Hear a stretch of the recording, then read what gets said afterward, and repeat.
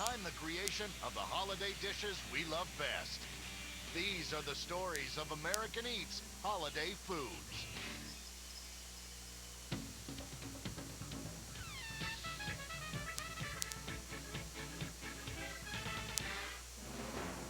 It's the season we wait for every year.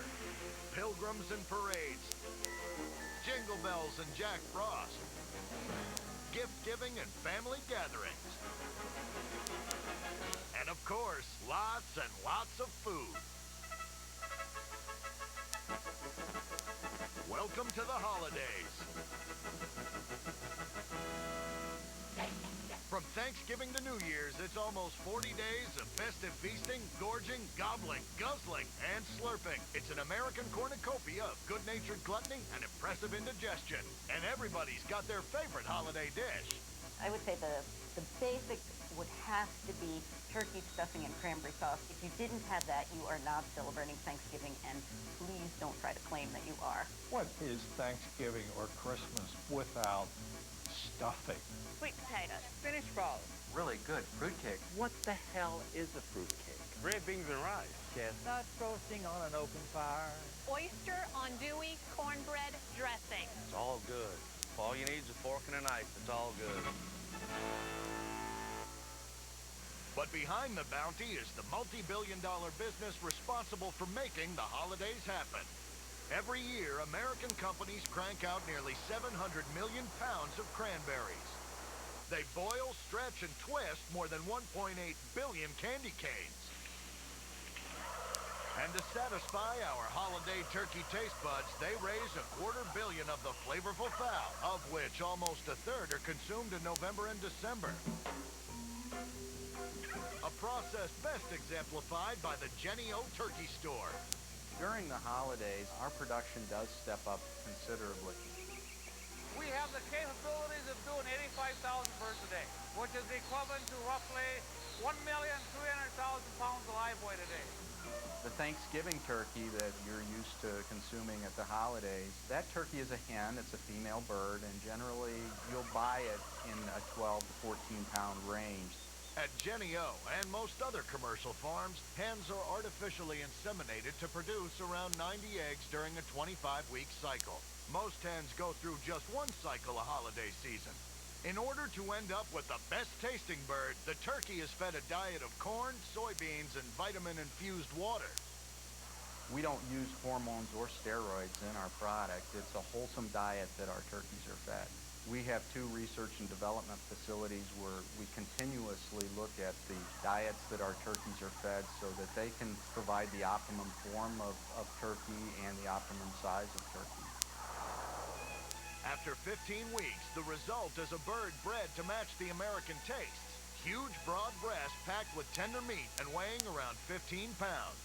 According to the National Turkey Federation, 96% of Americans eat turkey on Thanksgiving. Yet as popular as it might be, the turkey is one misunderstood bird.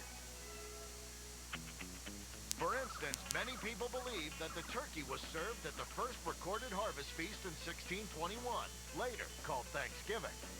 No way. I mean, the records show that the Pilgrims ate a nondescript fowl. Another popular myth says Ben Franklin wanted to make the turkey, not the bald eagle, the national bird. There is no way that Ben Franklin would have ever nominated the turkey as our national symbol.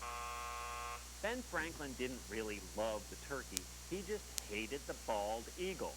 But the turkey didn't become our national symbol. There were, by best estimates, millions of wild turkeys in North America when the colonists came.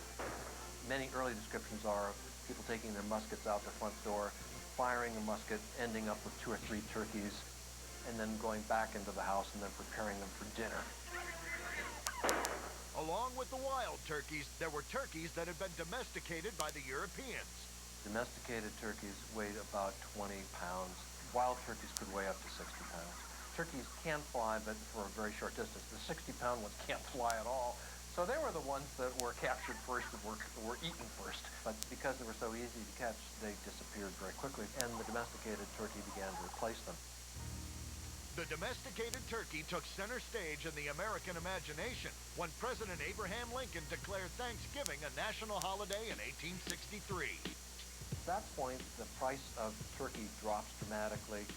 You have a family holiday, and you need something big to be able to serve everybody, and the turkey costs less than almost any other meat that you could have bought at the time. You would pay $1 for a turkey regardless of whether it weighed 12 pounds or whether it weighed 20 pounds.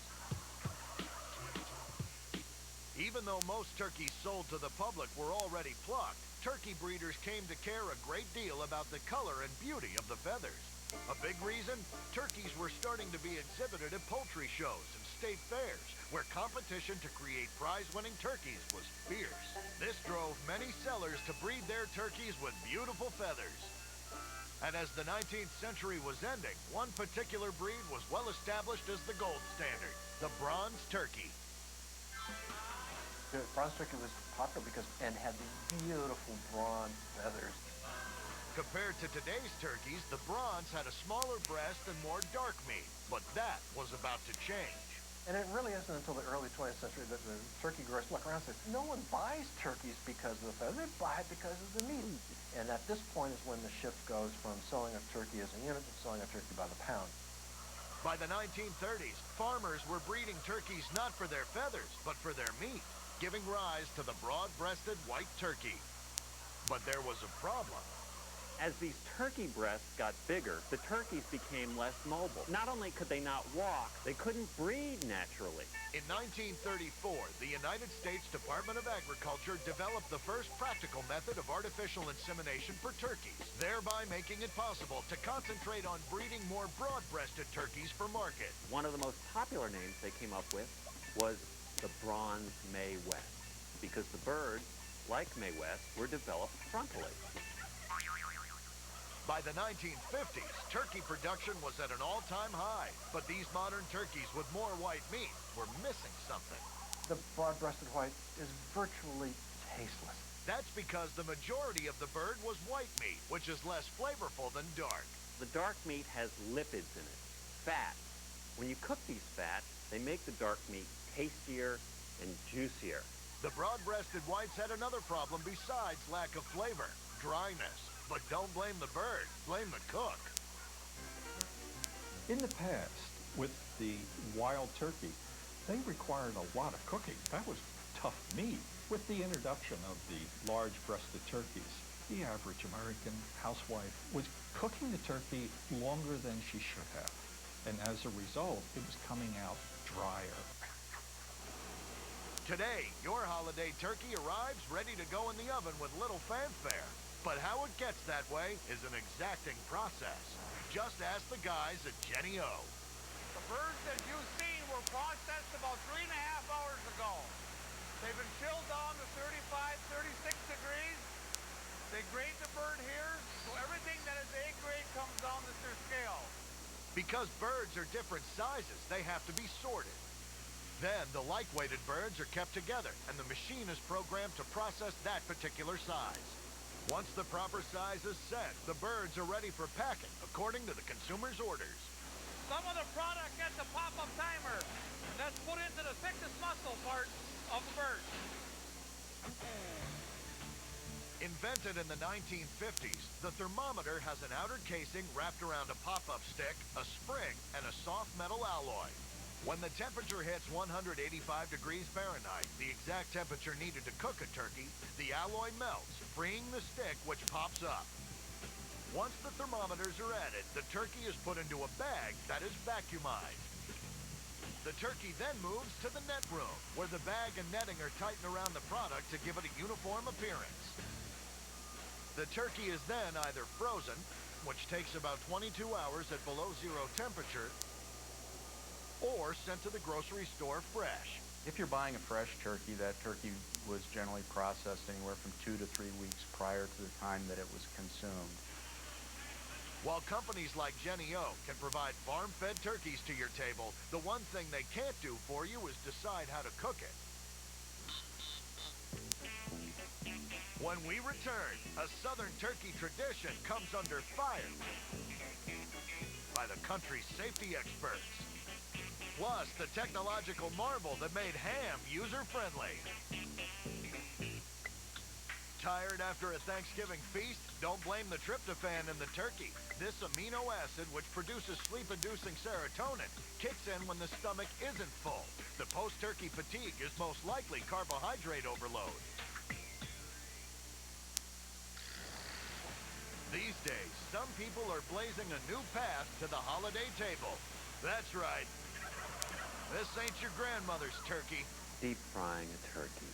Nothing screams the holidays like stainless steel, boiling oil, propane, beer, and cigarettes. It may be dangerous, but the Pilgrims lived dangerously too. The tradition of deep frying a turkey originated in the South, though no one knows for sure when the practice got started. By the early 20th century, deep-fried turkeys were being served at large outdoor events like family reunions and church dinners. The best that I have been able to discover is the Cajun thing. Right as it can be. Some Cajun figured out you put a bunch of oil into a pot, and then you take that turkey, inject it with the marinade, and lower it into the pot.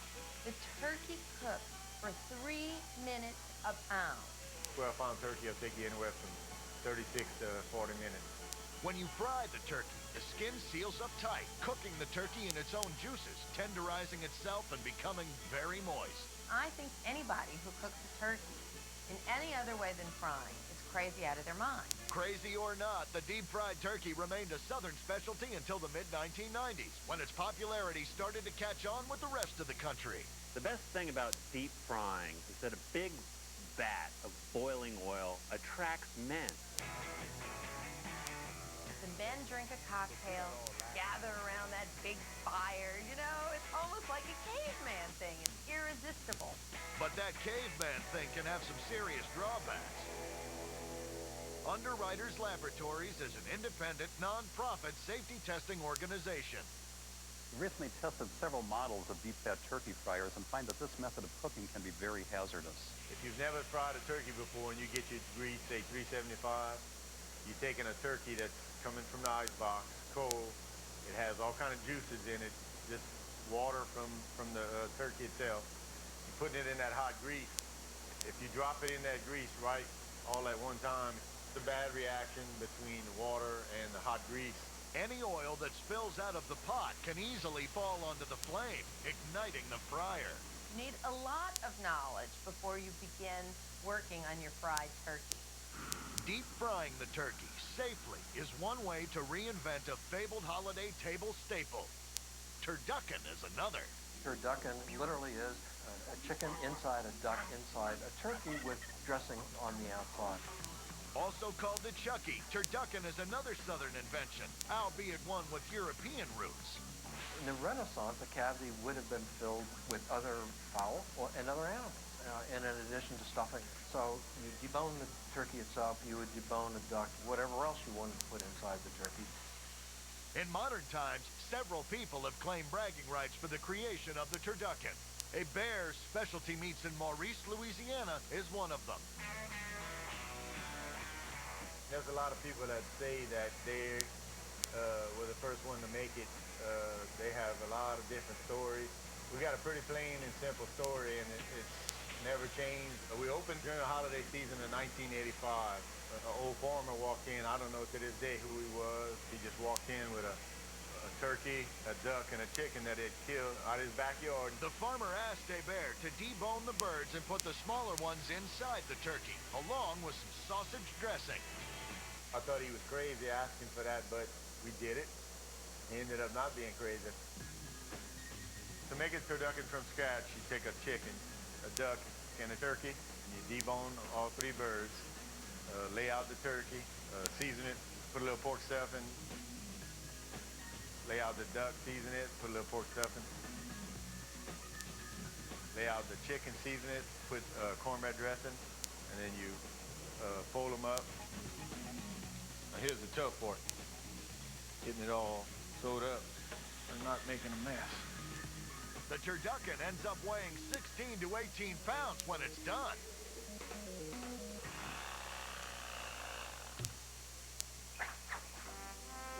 turkey in its various forms is still by far the most popular centerpiece on the holiday table, ham is a definite second, particularly in the South. Being from the South, we're all about the pig. The South has always been perhaps a little less economically favorable, and the pig is really poor man's meat. But one man would propel the ham beyond regional boundaries, and in the process, transform it into a holiday superstar. His name, Harry Hanslar from Michigan. In the 1940s, he decided the world needed a more efficient ham. Traditionally, the housewife would take that ham home and have to wrestle to try to get those slices off the bone and onto a presentation platter. So his idea was to create the ultimate inconvenience. That was a ham that would literally fall off the bone in uniform slices. Hanslar started to sketch out his ideas on paper. He then set to work making a prototype. And that prototype was made with assorted pieces and parts from his basement. The simple idea involved much trial and error, which Hanslar captured in these rare home movies. He placed the large end of the ham, known as the butt, inside a pie tin, secured it with brackets. He then created a mechanism for rotating the ham by attaching a hand drill to spin the tin. A broom handle attached to an oscillator and blade acted as a lever, pushing the blade into the meat. Starting at the top of the ham, the device created one continuous slice around the bone. Hanslar tried to sell his invention directly to the large meatpacking companies, but no one was buying. Received rejection letters that would say, no, we're not interested in your machine, we're not interested in a device of this type. Undeterred, Hanslar received a patent in 1949 and a second in 1952, but the rejection letters continued. And in conclusion, there will not be any further action taken with respect to the purchase of equipment, as our people are not yet ready to go into this type of business at this time. Eventually, Hanslar stopped trying to sell the machine and used it to make his own hams. In 1957, he opened the Honey Baked Ham Company store in Detroit, selling a product he called the spiral ham. It wasn't just pre-sliced, it also had a great taste. Today, some 400 Honey Baked Ham stores across the country sell millions of spiral-cut hams every holiday season. When Hanslar's patent expired in 1981, other companies began to make their own versions of the spiral ham. Smithfield, one of the largest, cranks out more than 45,000 hams a day from their Plant City, Florida facility during the holiday season. It's a secret recipe that consists of a combination of sugar, salt. There's special flavors that give it a unique flavor. The hams are processed whole and usually weigh about 18 pounds. But before the hams can be spiral cut, they're cooked and smoked in a massive operation encompassing 10 smokehouses that hold up to 23,000 hams at a time. During the smoking process, the hams cook for 12 to 14 hours to an internal temperature of 148 degrees. The smoke is then pulled into the room through a generator. Depending upon the type of ham that we're producing will determine the type of chips that we use. It'll be either hickory or hardwood to give it that deep, robust, smoky flavor. Because the heat inside the smokehouse is gentle, dry heat, it wicks away the surface moisture of the ham, allowing it to absorb the smoke. And when the hams emerge from the smokehouse, they're a golden brown color. The hams spend about 48 hours in a cooling chamber before it's time for the spiral cutting process. Smithfield maintains 73 spiral cutters. They operate on the same principle as Hanslar's original. The ham is clamped on both ends, then turned in a circle as a reciprocating knife moves up the height of the ham. It cuts 5 slices to the inch. 2 minutes later, the entire ham is sliced. Once that's done, the whole ham is cut in half by a bandsaw. 30% of Smithfield hams are pre-glazed. There are several ways to glaze a ham. At Smithfield, they bag the ham first, then shoot 6 to 8 ounces of glaze into the bag before it's sealed.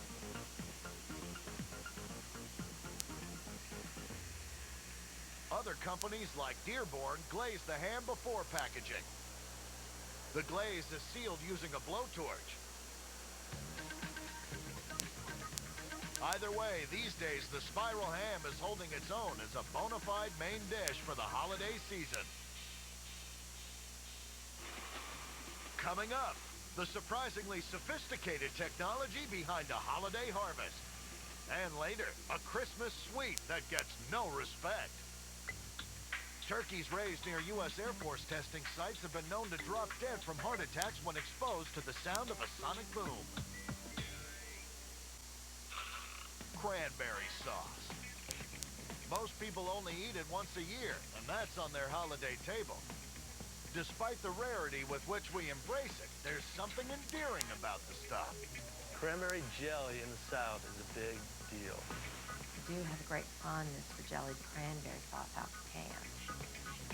You know, you somehow you get it out of the can and it slurps out, and there it is on the table. It's like dog food when you push it out of a dog food can. Odd, odd, odd. It holds its shape and reveals those rings around the inside of the can. My recommendation is slice it thin. No one will notice. Like so many of our favorite festive foods, its origins are shrouded in mystery. And like its holiday cohort turkey, cranberries are indigenous to America.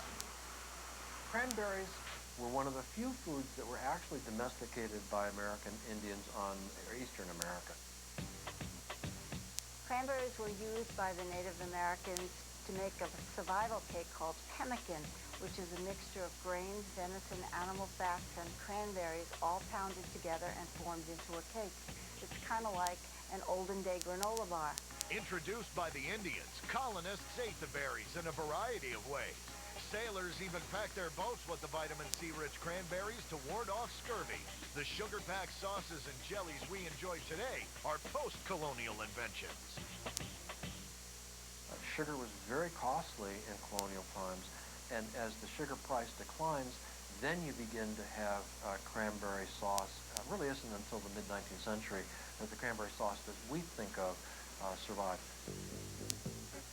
Then in 1912, a Massachusetts cranberry grower named Marcus Uran would change cranberry history. Marcus Uran began the Ocean Spray Cooperative with two other growers, Abel Dennison Makepeace and Elizabeth Lee from New Jersey. And Marcus convinced them that it would be a great idea to get other growers together to extend the use of cranberries throughout the year. Our cranberries are rich in powerful nutrients.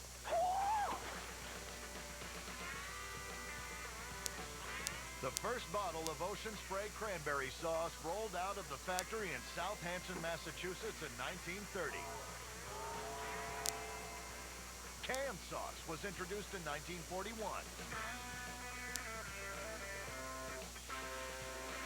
Today, Ocean Spray produces both canned sauce and whole berries for the holidays. Fresh cranberries are processed through a dry harvest method. Once done by hand in the early 1900s, harvesting is now done by a machine, which resembles a push lawnmower. That has a comb in the very front of it, and we simply comb through the dry vines. Once picked, they're put through a rigorous three-part testing process. Ocean Spray tests the cranberries on three factors: shape, size, and color. The first test is all about the bounce. These machines are called Bailey separators. They're all made in the 1920s. They're based on a staircase system. And back in the 1800s, a farmer was carrying a box full of cranberries when he dropped them on some stairs. He noticed all the good ones bounced down the stairs and the bad ones popped right on the stairs. So as you can see, there's 1, 2, 3, 4 chances for fresh fruit. If they can't jump at all, they're going on to compost. The 32 Bailey separators can sort out 800 pounds of cranberries an hour. Those that bounce are then sent forward to their next challenge. The next thing we want to test is for color. We want to get just the best red, dark red cranberries we can. So we want to take out all the lights, the greens, the browns, anything that's not dark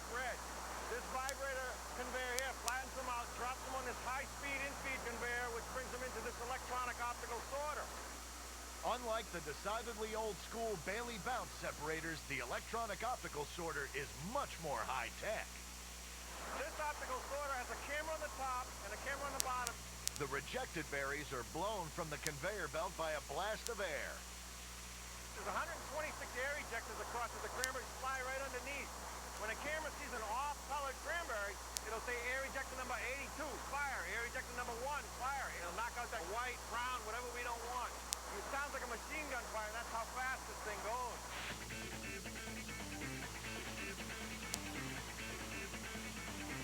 Although it looks like a blur to human eyes, the optical sorter can view 25,000 pounds of cranberries an hour.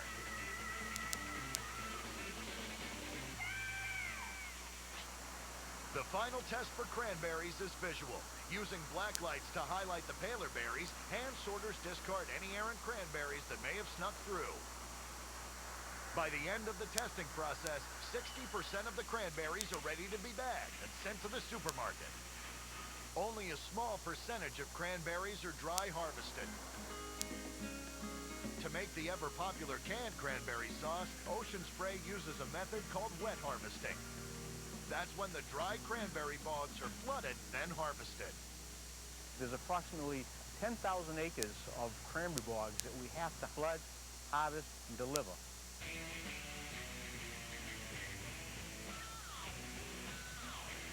Harvesting fruit and water began in the 1950s when a Washington state farmer noticed something unique about cranberries. They float. Inside each berry are 4 cells known as bladders, full of air. And it allows the berry to pop to the surface and float. Otherwise, they just sink. In order to cover the vast number of bogs needed to be harvested, today's farmers enter the water on tractor-like machines called egg beaters.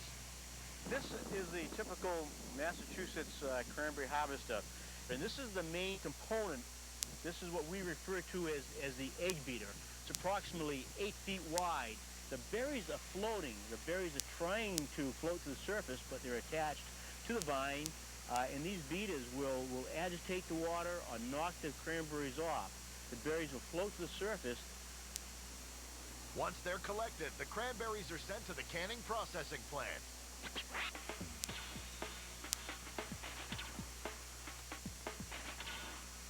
Each year we process about 11 billion cranberries.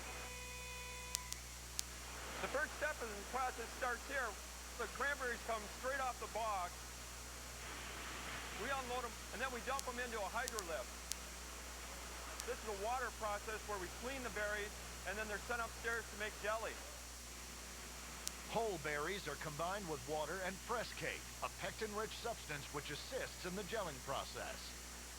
The press cake's frozen, so we put it on a spike where we break up the press cake. Dump it into a hopper, and then it's put into that cooking kettle, where it's all made into a puree.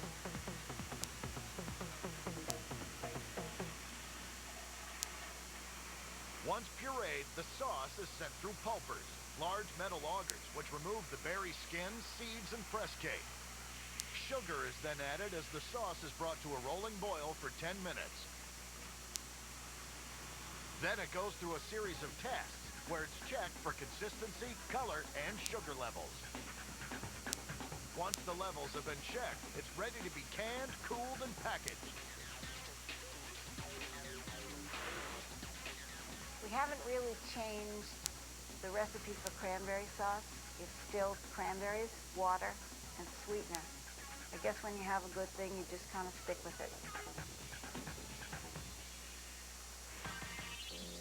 Coming up next, an unlikely inventor creates a holiday classic. In the most replicated, ripped-off recipe in the whole Campbell world of recipes.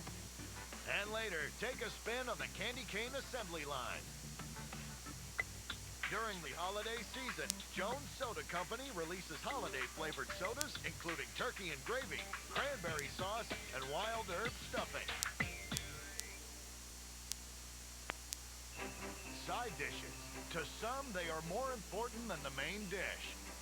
They inspire passionate loyalty, You cannot have a traditional Southern holiday meal without ambrosia, gumbo, pecans in some form or another, maybe pecan pie, whiskey, a little whiskey sprinkled on top of everything. And sometimes even fierce disagreement. The question of whether you're going to put marshmallows in the sweet potatoes has been known to divide generation from generation. But just about everyone agrees there's one side that's a vital part of every holiday menu: stuffing. A dish that's actually older than America. Stuffing appears in cookbooks published in the 15th century. Wherever there was a piece of meat that had a cavity in it, there was something to stuff into it. The original stuffings were made from meat, and while we're not sure when bread stuffing entered the picture, there is a compelling theory why it did. In the Middle Ages, most people did not eat off of plates. They ate off of something known as a bread trencher. Bread soaked up all of the juices from the food, and then you might eat the bread trencher. I think the idea of using stuffing to absorb some of the juices of the meat is in some ways a throwback to that. Whatever its provenance, by the time the colonists made it to America, stuffing was all about the bread. In American households where there was a lot of baking going on, you probably had a lot of stale bread, and it was an easy thing to break up and put it into crumbs, get it in the turkey, and then you have this delicious thing that really made it a festive event. But making homemade stuffing was a time-consuming task. That is until 1948, when a woman named Sophie Cubison was the first to come up with the stuffing mix. You would add the liquid, the broth and the butter, onions, but the actual stuffing mix would be there for you. It was an instant success and became the most popular poultry stuffing in the West Coast. Mrs. Cubison's is still around today, offering cornbread stuffing, seasoned dressing, and herb seasoned cube stuffing. But her invention was only the first step towards a stuffing revolution. After the Second World War, we see something that's going to be a trend in this country, and that's corporations inventing foods, making them more convenient. The goal in all those food companies is to invent the next great food item that Americans will say, you know, I can't live without this. Major food corporations set up test kitchens for new products and staff them with women possessing a college degree in a brand new discipline called home economics. And they were the ones who made an enormous number of the inventions and developments in canned, processed, packaged, and dried foods. One of these inventive women was Ruth Seams. In 1971, she and some colleagues worked on a stuffing that could be made outside the bird. Seams knew the key to the stuffing wasn't taste, but the bread. If the bread was too big, it would not absorb enough moisture. If it was too small, it would just turn mushy in the pot. The size that worked was a piece of bread that was the size of the eraser on a pencil. In 1973, the stuffing was introduced to the public under the name Stovetop. It was an immediate hit. Stovetop stuffing appealed to our wish for speed, sanitation, and a kind of touch-me-not attitude towards food that is very characteristic of modern Americans. Today, Stovetop sells more than 60 million boxes of stuffing during Thanksgiving alone. But stuffing wasn't the only side dish to emerge from the corporate kitchen. In the 1950s, Campbell's was trying to convince consumers how helpful soup could be around the holidays. So they turned to their test kitchen. In 1955, Dorcas Riley was in charge of Campbell's Test Kitchen. Dorcas wanted to come up with a holiday recipe that would combine two ingredients that were found in most American kitchens: green bean and Campbell's cream of mushroom soup. Riley believed the best marriage of the two ingredients would be in the form of a casserole. Back then we had a scoring system of 1 to 5. 1 meant that the recipe was not very good at all, and 5 was perfect. We started with green bean. It probably was in the 3 area. Needed a little dip. We added some soy and some black pepper. At that point, too, we put part of the French fried onions in and the rest on top, and it came out 4+. They added this to their marketing brochures and their cookbooklets that they distributed to housewives, and it was an immediate success. It was like this collective aha echoed all over the country. And it's a little more festive and interesting than just a dish of green beans. So it has that kind of holiday oomph. Campbell's green bean casserole. Make some holiday magic. What Campbell did not expect is that the Durkee Company would introduce Durkee French fried onions in a can. The Durkee green bean casserole, made only with Durkee French fried onions. And what a success that was. Break away from dull, boring, ordinary casserole. It's now a culinary icon itself. I was very surprised when I first learned about this great success of this recipe. That's just what we did in the Campbell kitchen. We produced great recipes, and this happened to be probably one of the greatest.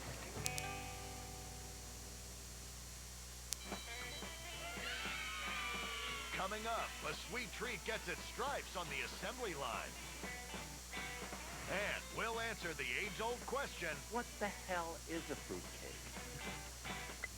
the next time you sink your teeth into a piece of fruitcake, consider this.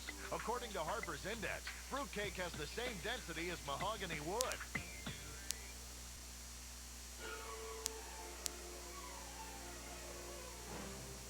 A glimpse into one of the many confectioner factories is like a greatest hits of holiday sweets.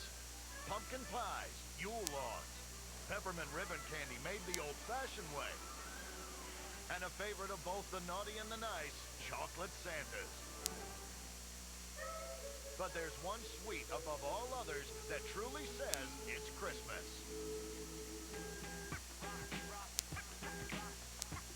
Candy canes are a really important icon of Christmas. People tend to identify a lot of special memories with candy canes. According to legend, the first candy cane was invented in 1670 by an ingenious choir master at the Cologne Cathedral in Germany. To keep children quiet during services, he gave out white sugar candies, which he bent to resemble a shepherd's crook. But in America, we improved upon the idea. In the early 20th century, confectioners added peppermint flavor and a distinctive red swirl. I think after a while, the plain white stick started to become a little boring, so the red stripes were added to tie this particular candy much more closely to the Christmas season. This did become the candy symbol of Christmas. Today, that candy symbol of Christmas is alive and well at companies like Hammond's Candies and the Spangler Candy Company. The making of these sweet holiday treats starts with corn syrup and sugar. It's cooked at a temperature of 288 degrees for 4 minutes. And of course, the peppermint flavoring. This is the cooling process. Just basically cooling that candy from the 288 degrees down to about 190 degrees. Then once it comes off the mixer here, we put it onto this puller. The puller will make it stark white because of the air that's incorporated. It takes 45 seconds of pulling for the color to turn white. The massive misshapen candy form is then loaded into a batch holder, where it's spun until it begins to take the proper shape for those signature stripes to be applied. What you see them doing here is making the stripes. In the peppermint batch, you have 2 solid red stripes, and then the pinstripe, and then they'll take that log and then put it into the batch roller. That is a 100-pound batch. We get 3,200 canes out of every batch. After striping, the candy canes are whittled down to the proper size and fed through the twister. 2 belts run in opposite direction, and as the rope feeds through, it twists. Each cane gets 5 twists. Then it goes through a cutter, cuts it off into the appropriate length. Once striped and cut, the candy canes are just about ready for their signature element, the crook.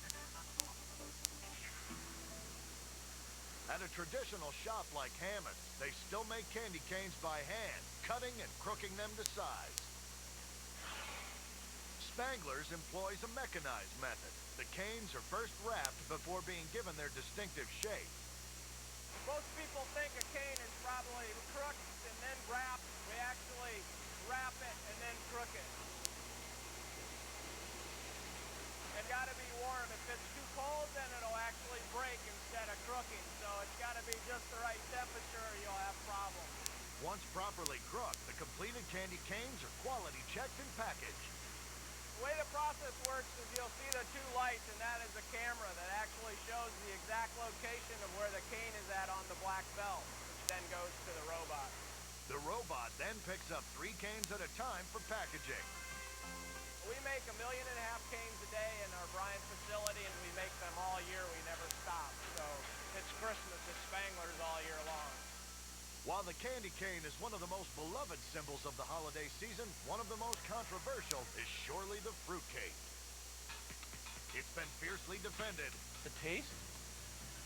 The taste is exquisite. And curiously defined. They're good for a doorstop, I guess, after a little bit, but that's about it. It's been celebrated, defiled. No, it's overwhelming! And given away. You always stash it away in the back of your cupboard or re-gift it, actually. One of the quintessential symbols of Christmas indulgence is also the most mysterious. There's just a lot going on in there and a lot of dried stuff that I have no idea what it is. When you get down to basics, a fruitcake is quite simple. Eggs, sugar, flour, shortening, liquor, nuts, and candied fruit. But fruitcake is so much more than the sum of its parts. Mixing fruits, nuts, grains, sweeteners really goes back to our earliest recorded history.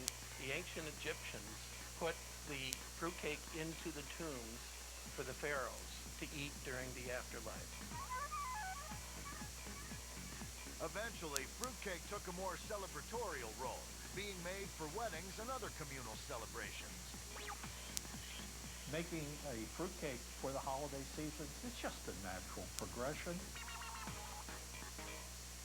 The actual giving of fruitcakes started in the late 1700s in England. The British would pass out fruitcake to poor women on the street that would go around and sing Christmas carols. In colonial America, the tradition stuck. Fruitcakes were made as seasonal gifts. That is, when they weren't defending American liberty. Rumor has it that during the Revolutionary War, a captain came up to George Washington and he asked him, "What do I do, sir? I don't have any more ammunition." And George Washington said, "You have fruitcakes, don't you? Take those fruitcakes and put them to good use." And the story that I read said that many British soldiers lost their life to fruitcake. These days, no one is losing their lives to fruitcakes. But for some reason, the dessert is still the Rodney Dangerfield of holiday foods. It just gets no respect. But not at Swiss Colony, who since the 1950s makes 325,000 fruitcakes every year. The cakes are made off-season, then put aside for about 4 to 5 months so all the flavors can mingle. We make fruitcakes from January to June. The idea is that we make them at the time of the year in which they have their maximum ability to age. During the holiday season, Swiss Colony's regular staff of 1,200 increases by 500% to meet all the seasonal orders.